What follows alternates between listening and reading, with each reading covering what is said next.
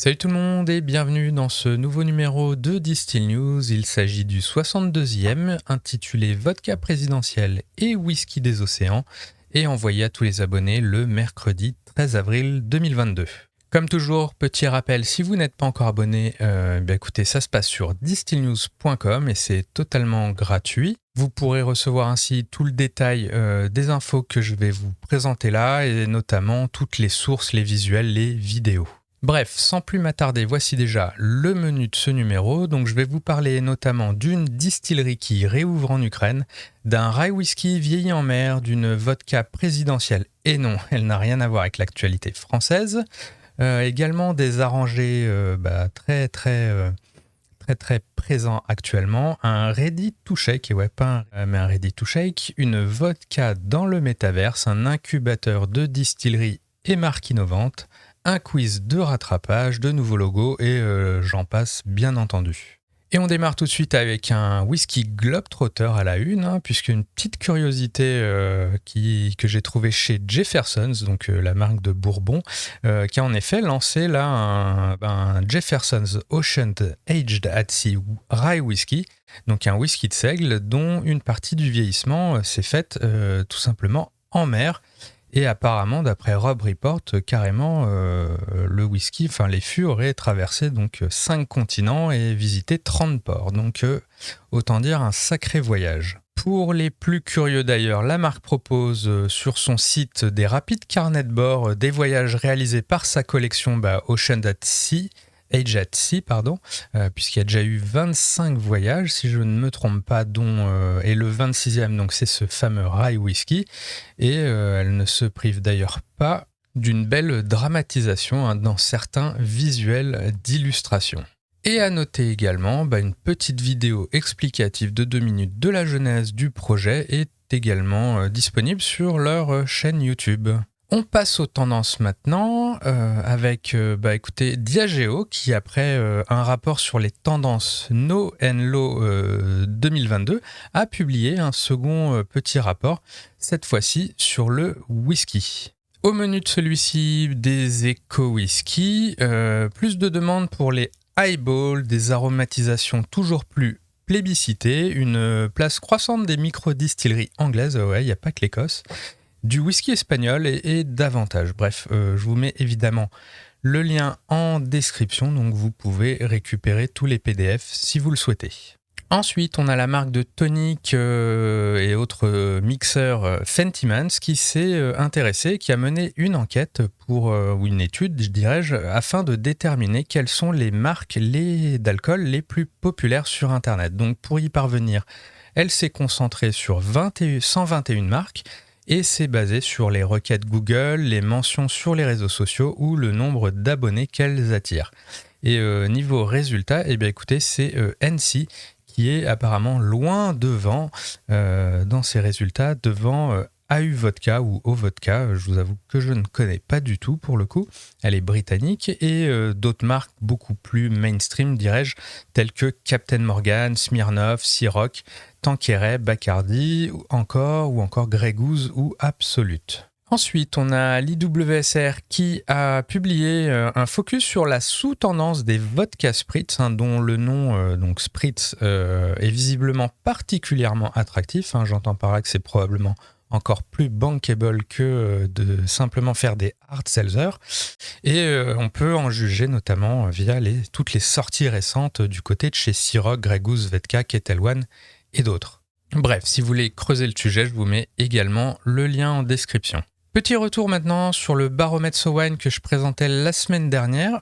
Pour ceux qui l'auraient raté, sachez que SoWine a publié un nouvel épisode de son podcast dédié à la partie spiritueux justement.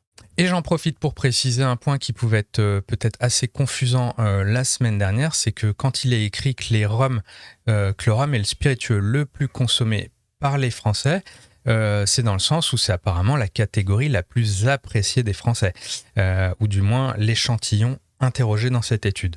En d'autres termes, si le rhum semble faire la quasi-unanimité auprès du plus large public, ça ne signifie pas pour autant que c'est le plus consommé en termes de volume. Sur ce point, C'est évidemment le whisky qui attire le plus de consommateurs réguliers, donc voilà. Donc un petit point qui méritait d'être précisé. Sinon, si vous souhaitez voir un autre point de vue, un autre commentaire, voire un peu critique sur tout ça, vous avez également le producteur Baptiste François, donc de la distillerie Baptiste, qui a publié sur la page de son centre de formation à la distillation ses retours sur ce même baromètre. Pareil, le lien en description. En parlant du succès du rhum, sinon, on a le Figaro qui a fait le point dans un article sur la dernière édition du Rhum Fest Paris et qui en a dégagé quelques grandes tendances. Donc parmi celles-ci, on a évidemment le rhum agricole, on a les spiced et botanical rums, le renouveau du rhum cubain ou encore la montée en puissance du rhum arrangé ou de ce qu'on appelle désormais les punch au rhum. Et si cette dernière catégorie vous intéresse, plus particulièrement, on a Barmag aussi qui a justement fait le point sur le boom de ces arrangés, donc un article assez complet sur le sujet. Et de même du côté de France TV qui s'est également rendu sur le salon pour réaliser un focus sur ce sujet également. On passe aux news produits maintenant avec, pour commencer, de la vodka, puisqu'on a une réfugiée ukrainienne qui malheureusement a dû quitter le pays en mars, qui a lancé une vodka à l'effigie de son président. Ça s'appelle tout simplement Vodka Zelensky.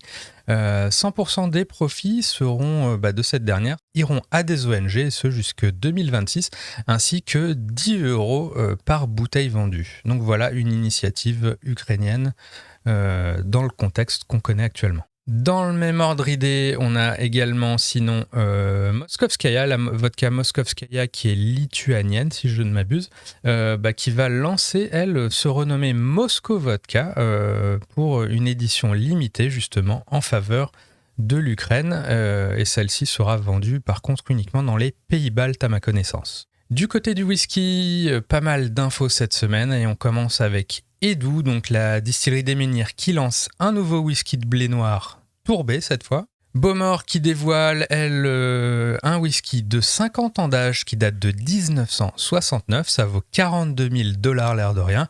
Et il y en a 339 bouteilles seulement. Buffalo Trace sort quant à lui son antique collection 2021. Donc voilà, donc celle-ci réunit des whiskies particulièrement rares qui ont passé des tests apparemment très rigoureux avant d'être sélectionnés.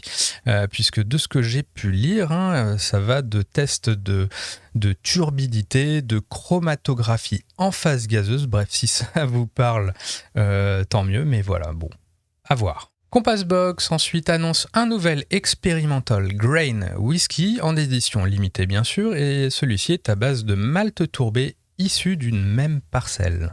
Diageo sort pour sa part Talisker Elements, une nouvelle édition limitée de 27 ans d'âge de son célèbre whisky de l'île de Skye. Il titre à 58% d'alcool et c'est seulement son deuxième à avoir subi une triple maturation. Ensuite, Hill of Razel lance son premier single cask, il titre à 56,1%, et sinon il s'agit d'un distillat tourbé vieilli en fût de Bourbon et fini en fût d'Oloroso et de Pedro Ximénez. À noter de même, c'est le plus vieux whisky de cette jeune distillerie qui date finalement que de 2017. Du côté de The Glenlivet, on dévoile 3 nouveaux whiskies pour sa collection Distillerie Réserve et ils seront disponibles en dehors de la distillerie, contrairement à des éditions précédentes de cette même collection. Waterford annonce pour ce printemps sinon 2 nouveaux whiskies Single Farm Origin toujours, un Baliro édition 1.1 et un Broomsland édition 1.1. Le single Malt Jura dévoile pour sa part un nouveau scotch de 14 ans, vieilli en fût de whisky de seigle, après un premier séjour en fût de Bourbon. Pour le Ardbeg Day, qui aura lieu le 4 juin prochain, on a Ardbeg qui lance une édition punk et limitée de son whisky. Il est au malt noir torréfié et se nomme Hardcore. Il le titre sinon à 46% d'alcool. Côté Irish, sinon on a Jameson qui dévoile Crested, un nouveau whisky fini en fût de bière et plus précisément en vin d'orge, en fût de vin d'orge. Et pour revenir au Bourbon, on a également Maker's Mark qui a sorti 3 bouteilles au look assez originaux en édition limitée pour la course hippique de Kinland. Côté rhum maintenant, et en France, on a la distillerie Franc-Tireur qui a annoncé la sortie du premier rhum ambré distillé en Normandie. Il titrera 46% d'alcool et revendique aucun additif ni sucre ajouté, et le tout vieilli dans des fûts de chêne français ayant reçu une chauffe normande par la tonnellerie Défriche. Destilleria Cereales déploie sinon en Europe la gamme de rhum vieilli de sa marque Don Q, le tout avec un léger redesign des bouteilles. Et en parallèle, on a également appris que la marque a promu une nouvelle master blender qui s'appelle Lisa Cordero et qui va prendre la suite de Silvia Santiago, qui, l'air de rien, a fait 45 ans de service auprès de la marque ou de la distillerie. Côté gin maintenant, Ford's Gin étend sa gamme avec la sortie d'un slow gin. Il combine son London Dry classique avec des prunelles en provenance d'Angleterre et de France.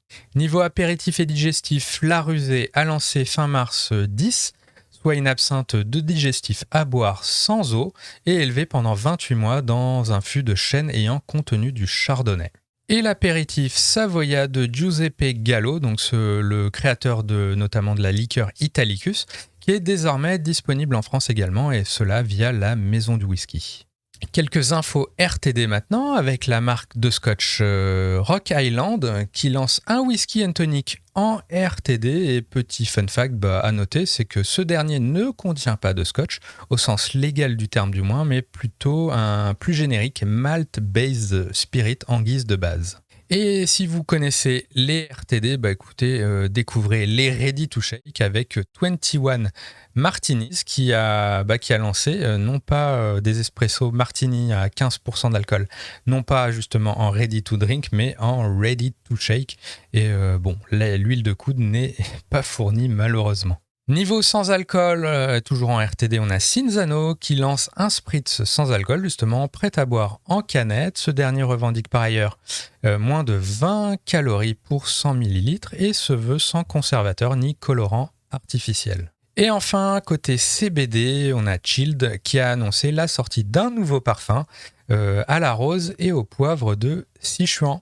Donc voilà, c'en est fini pour cette grosse rubrique produits. On passe aux news e-commerce maintenant. La Maison du Whisky a en effet lancé sur son site un incubateur, ça s'appelle The Avant-Gardiste, et son ambition c'est de permettre à de jeunes marques de se faire connaître via une plateforme 100% digitale dédiée aux microdistilleries et aux créateurs de spiritueux d'avant-garde. Donc ça se passe sur le site de la Maison du Whisky.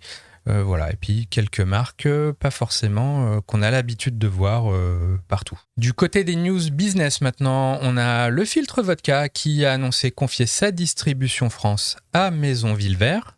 Ensuite, Rémi Martin et Cointreau qui figurent pour la deuxième année consécutive parmi les marques en plus forte croissance aux États-Unis d'après le magazine américain Impact Magazine. Proper No. 12, le whisky de Conor McGregor, l'Irish whisky de Conor McGregor, a de fortes ambitions et il ambitionne notamment et surtout d'être le second Irish whisky le plus populaire des États-Unis d'ici 5 ans. Constellation Brands, ensuite, donc tout ce qui est Corona, Svedka, la tequila Casa Noble, le whisky High West, a visiblement atteint les 8,8 milliards de dollars de ventes sur son année fiscale, soit une hausse de plus 2% par rapport à l'année précédente. Et le groupe annonce par ailleurs investir encore davantage dans les RTD en rachetant la marque Austin Cocktail. Et côté sport, on a le Junipero Gin qui dévoile un partenariat avec l'équipe de baseball des San Francisco Giants. Comme annoncé au sommaire, sinon, écoutez, vous avez la distillerie Xdar qui réouvre en Ukraine et à l'instar de Nemirov, évidemment, elle avait elle aussi suspendu ses opérations suite à l'invasion russe. Donc, a priori, news plutôt positive si ça réouvre. Côté réglementaire maintenant, on a les critères définissant l'Irish Pot Whisky Irish Pot Still Whisky, qui devrait probablement changer afin d'inclure davantage de céréales et être plus en phase avec l'histoire de la catégorie. pour référence, actuellement, en fait, pour être un Irish pot still whisky, eh bien, il faut un minimum de 30% d'orge maltais, 30% d'orge non maltais et seulement jusque 5% d'autres céréales telles que l'avoine, le seigle ou le blé. Donc là, les discussions a priori sur tout ça, ça va être notamment d'augmenter cette part d'autres céréales, peut-être pour faire un 30-30-30 ou quelque chose comme ça. À suivre. Côté branding, on a A de Fucini Cognac qui a présenté le nouveau logo de sa marque bio, de vodka bio, Summum. Et même chose, même démarche du côté de la Normandie avec la maison Coquerel. Donc évidemment, si vous suivez tout ça en audio, tout ce qui est visuel est présent dans la version écrite de la newsletter. Je vous mets le lien en description, bien entendu. On passe au métaverse maintenant avec Absolut Vodka qui, à l'occasion de Coachella, donc le célèbre festival de musique, dont elle est partenaire depuis 10 ans, écoutez, la marque Absolut va se lancer dans le métaverse avec un certain Absolute Land. Donc ça se passe sur son site, on ne peut pas encore voir tout à fait puisque au moment où j'enregistre, c'est pas encore lancé, mais si vous écoutez ça après le 15 avril, normalement vous pourrez accéder au métaverse d'Absolute. Côté bar maintenant, on a Mathias Giroud de l'Alchimiste qui était dans l'émission Smart Food sur la chaîne Bismart pour parler mixologie. Donc lien en description si vous voulez voir la vidéo en intégralité. On a Daniel Nevsky, donc l'indie bartender assez actif sur Instagram, qui devient maintenant Global Brand Bartender du gin Martin Millers. Et enfin, l'équipe fondatrice du Dead Rabbit, qui malheureusement se sépare, mais continue évidemment le Dead Rabbit va toujours exister, mais qui se sépare pour ouvrir de nouveaux bars, et notamment il y aura un nouveau bar à la Nouvelle-Orléans, à Austin au Texas également, tout ça d'ici 2023, et d'autre part, donc un des fondateurs qui lui part en Caroline du Sud afin de monter encore un autre bar à Charleston plus exactement. Pour le reste maintenant, si vous voulez revivre ou découvrir de manière ludique le reveal des boissons d'avril de la semaine dernière, écoutez, on en a fait une vidéo pour The Bottlefield Show. Donc voilà, parfait pour une petite session de rattrapage si vous n'avez pas vu tout ça. En mode quiz. Et pour ceux qui ne l'auraient pas vu, donc c'est clairement bien moins évident qu'il n'y paraît. Je vous invite évidemment à retrouver tout ça sur la chaîne YouTube du Bottlefield Show. Ensuite, de quoi faire cette semaine pour les amateurs de magazines, puisqu'on a le numéro de mars de Beverage Dynamics qui est disponible et consultable gratuitement sur son site. Même chose pour le numéro de printemps de Bartender Magazine, ou pour le magazine américain Stateways, qui d'ailleurs, je vous invite à le checker, puisqu'il y a carrément un supplément dédié aux spiritueux français dans ce numéro. Et comme pour tout le reste, évidemment, le lien en description. Sur ce, je m'arrête là pour cette semaine. J'espère que ce numéro vous a plu. N'hésitez surtout pas à voter dans la version écrite, de me dire un peu qu'est-ce que vous en avez pensé. J'ai également mis en place des petits formulaires où vous pouvez donner votre opinion sur tout ça. N'hésitez surtout pas à y jeter un œil, à y répondre. Ça prend 30 secondes. Et de même, si vous en voulez encore davantage, je vous rappelle que j'ai lancé une version quotidienne de Distill News où je vous compile un peu toute ma veille chaque jour, du lundi au vendredi, pour un petit brief matinal sur toutes ces actualités. Et à titre indicatif, par exemple, rien que sur la semaine passée, il y avait 40 news, quasiment 40 news de plus que tout ce que j'ai pu traiter cette semaine dans la version hebdomadaire. Donc, avis aux amateurs. Bref, merci encore de m'avoir écouté jusqu'au bout, portez-vous bien et à très vite à mercredi prochain pour le 63e numéro. Ciao!